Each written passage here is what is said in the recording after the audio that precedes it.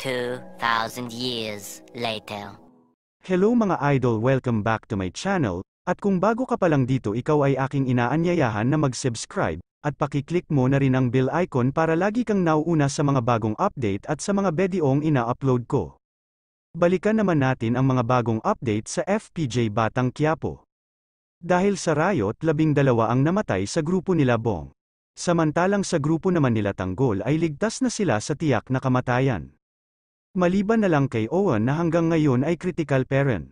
Samantalang dinala din sa ospital sila Bong na pinalabas nila balatukan na kasama sa riot. Dahil sa pagpipilit ni Camille na makita ang kachat ni David na saktan siya nito. Masayang-masaya naman si Makang sa pagsisimula nila ni Ramon bilang mag-asawa at unti-unti na ring nahuhulog ang loob ni Makang kay Ramon dahil magandang pinapakita nito sa kanya, samantalang nilabas na si Tanggol sa Barcelona para kausapin ni Chef Espina, para ibigay sa kanya kasama si Bubbles ang misyon na hindi nagawa nila Bong, tanggapin kaya ni Tanggol ang misyon niya ng ating aabangan dito lang sa pambansang teleserye ang FPJ Batang Quiapo hanggang dito na lang, God bless you all.